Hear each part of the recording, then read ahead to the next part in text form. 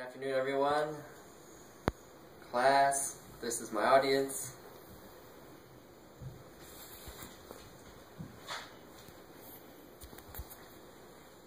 Obamacare, officially named the Patient Protection and Affordable Care Act, was signed into office by President Barack Obama on March 23, 2010. I'm sure you are all wondering what it is and how it will impact you. Regardless of whether you agree with this policy or not, understanding this new law and knowing how it impacts you will help you receive better access to care and help you increase your insurance coverage. I'm not here to talk to you about politics or my opinion on this issue. I'm simply here to help you understand what this bill can do for you and how it can increase your health care coverage. My name is Denniston, and my goal is to increase your awareness and provide you with valuable information on this topic. To help you understand this bill, I'm going to talk to you about Patient Protection and Affordable Care Act. Then I'm going to talk to you about what your new rights and protections are and what they are afforded to you in the legislation. I will further explain the benefits that are available to young adults, and lastly, I'll explain this new bill and how it affects military families. The Patient Protection and Affordable Care Act, also known as Obamacare, is arguably one of the most controversial laws passed through Congress since the Civil War. It was signed into law March 23, 2010. The Affordable Care Act is basically a bill that contains over 1,000 pages of reforms that was sent up through the insurance industry and healthcare industry in order to cut costs and make insurance affordable to everyone in America. Now you're probably wondering, what does this have to do with you? Well, as you can remember, we did a short survey before the speech and found out that all of you have health care. That being said, there's a deadline on this health care. Starting January 1st, 2014, every American will be legally obligated to have insurance, or otherwise pay a fee. Now that we have an idea on what the Affordable Care Act is, let's move on to learning what rights and new protections are afforded to you under this new legislation. Pre-existing conditions. Insurance companies can no longer drop you or deny you for having a pre-existing condition, nor for that matter, if you developed a new chronic illness, they cannot drop you for that either. Preventative care, additional testing, or extended care must also be provided and covered. You get to choose your primary care provider, and you can't be charged for seeing a hospital or receiving emergency care outside of your network. For example, for a pre-existing condition, say you have type 1 diabetes, and you are trying to get healthcare insurance. Well, before this law, you try to get healthcare insurance, they could say, oh, you have diabetes, that's a pre-existing condition, we have to deny you. Now that's considered illegal. According to the Affordable Care Act and ObamacareFacts.com, there's a list of essential healthcare benefits that every insurance plan is required to cover.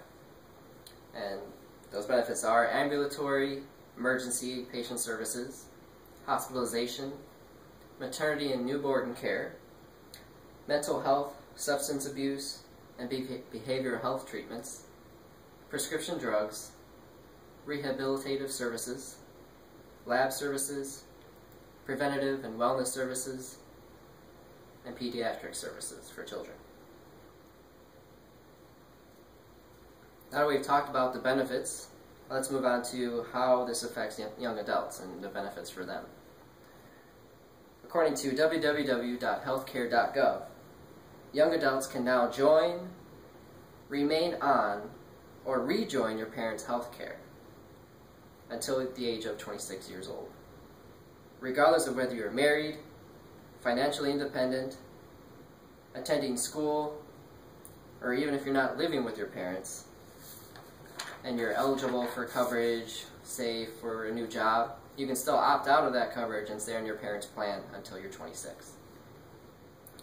Now for adults under the age of 30, healthy adults, might I add, have the option to choose a lower costing plan, which is called the catastrophic healthcare plan. It just basically requires you to pay all of your medical costs up to a certain point if anything happened to you. It's just a cheaper plan. Now that you understand the benefits and protections afforded to you from Obamacare, let's take a look at how this new law affects military members and their families. The Affordable Care Act and its effects on military families, according to an article on AirForceTimes.com dated September 26, 2013, says TRICARE beneficiaries should see little impact from the implementation of the Affordable Care Act because the military health care system was excluded from the law. Because of this, there are a few disparities.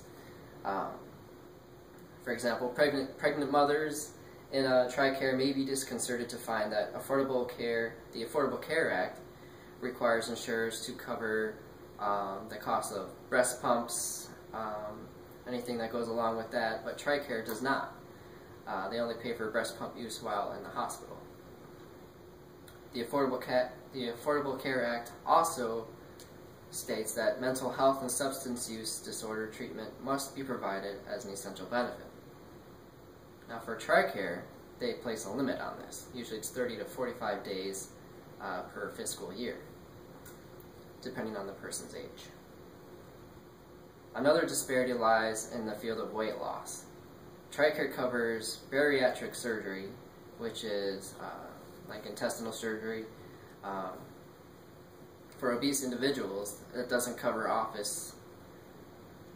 but it doesn't cover office visits or treatment of obesity, non-surgical procedures for weight loss medication, nutrition, or any diet consultation. The Affordable Care Act, on the other hand, requires insurers to cover obesity screening, counseling, and referrals. In conclusion, the Patient Protection Affordable Care Act is officially here. Come January 1st, 2014, it will be in full effect, and it will impact every single American in the United States. Understanding the law and understanding how the rights and new protections will increase your access to care will help protect you further. Today we have talked about what the Affordable Care Act is, your rights and some of the new protections that are afforded to you under this new health care law, and how this law affects military families. Education is the most powerful weapon which you can use to change the world. That's Nelson Mandela. Remember, increasing your awareness and education is only good for you. It's not only good for you, but it's also good for your country. Thank you.